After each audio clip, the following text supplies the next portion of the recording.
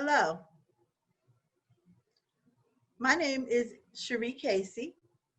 I am a certified life coach who specializes in transitions for women with the concentration of helping them build confidence. I am the author of 4 books. I am also a licensed minister as well, and I am a playwright. Today, I'd like to talk to you a little bit about what it feels like when the bottom drops out of your life, when happily ever after does not happen. What is it that we experience when disappointment wrecks our life? Do we feel lost? Do you feel hopeless? Well, I'm here to tell you today that those feelings are okay, but you cannot stay there. Many of us have had many expectations with life. Some of us thought we'd be famous athletes. Some of us thought we'd be movie stars. Some of us thought we'd be on a stage singing. And now high school is over, and that's not the case. So what is our experience from that? Do we feel ashamed? Do we feel guilt-ridden? Well, I can share some things with you. I graduated from college from high school, I'm sorry, not college. I graduated from high school when I was 19 years old. And from that experience, I went to college. You know, I was excited. I was enthusiastic about the world. But then life happened. I lost interest in school. I met someone, got into a relationship, and got married. I then received notification that I was dismissed from college for my academic failure. So my dreams of college, being a college graduate, had to be put on hold. Once that happened, I did not realize at the time what that impact would have on my life. From that point on, my life took a downward spiral. I got married, and that relationship was not the fairy tale that I thought it would be. You see, life was so romanticized in the 70s growing up. We thought that as women, if we met the right person, if we had the right job, if we had the right car, that our life would be happily ever after. We would be so happy and nothing else in life would matter. Nothing else in life would be important. But that's not true. That turned out to be a nightmare instead of a fairy tale.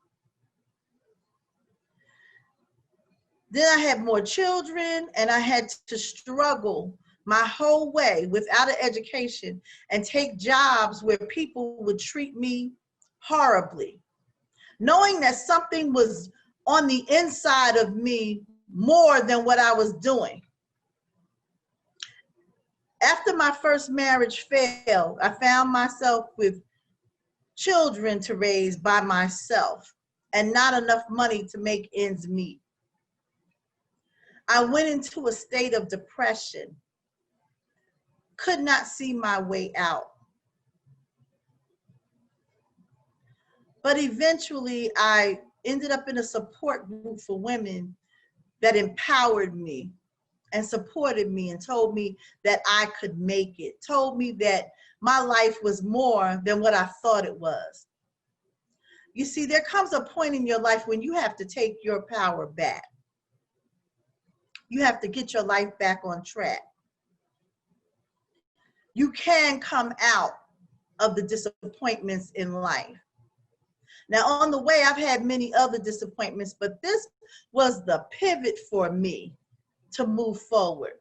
So I'm going to give you 4 tips that you need in order to move forward with your life and away from the disappointment. Number 1, acknowledge where you are. Acknowledge that this is where I am. This is what I'm feeling. If you're feeling angry, if you're feeling mad, if you're feeling bitter, acknowledge those feelings because they're real. Because a lot of times if we stuff those feelings, we'll end up in worse shape than if we ever opened our mouth. We'll end up in worse shape. How many times have you had headaches and you don't know why? It's because you're still holding on to those things. Number 2, sit down and figure out what your next step is. You see, hopelessness is not an option. And that's because there is a solution to every problem. There is an answer. And now between Google and between the therapists that you can even text, the life coaches, there is an answer. There is a solution. Everyone has a gift inside of them. They just have to reach in and grab it. Reach and tap into it. Everyone has something that they can contribute to this world. Number 3, find your resources. Locate your resources. Whatever, it might be a support group, it might be your pastor, it might be going to church, it might be a group of women on Facebook, in a Facebook group. Find your resources. Locate that thing that you want to do and look and find the people who are doing it. Go on Amazon, look at the books, see who's writing the books on the subject that you're interested in. There is a way out. COVID-19 is just a virus, and you can get past it. Number 4, stand up and implement. Implement your issue. Implement what you have chosen to do. Because if you implement what you chose to do, that's the step towards what you need to do. And take small steps. You don't have to take large steps. Take small steps to get to where you need to be. You see, my transition did not happen overnight. It took me 10 years to get back to college and graduate with my children in the audience. And then after that, it took me a couple more years to find a decent job that was going to pay me what I was worth. Then I realized that I had to get more education. I had never, ever anticipated going back to school to get a master's degree, ever. It was never in my mindset. But then I realized I needed to. And so 10 years after that, I obtained my master's degree. So you can do whatever you need to do while raising children as a single parent of divorce.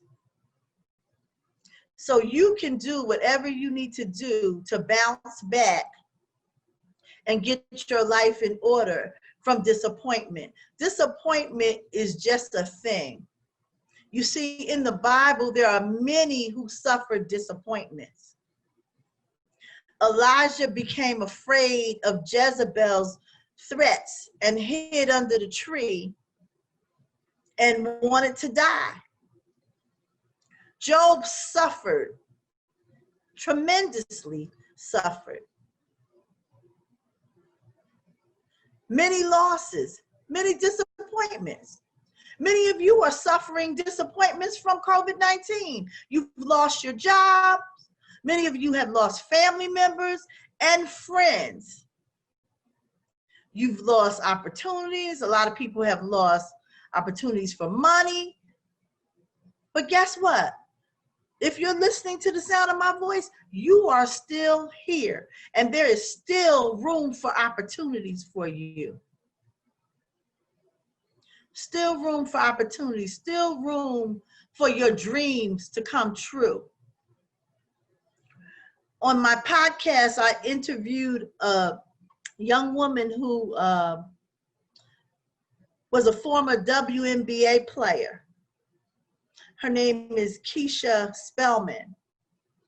And Miss Spellman was in the prime of her basketball career. Played all over Europe, that's what she knew. That's what she loved. There came a fork in the road where she had to make a decision to give up what she loved. That was a big disappointment for her. She said she didn't watch basketball for 5 years after that.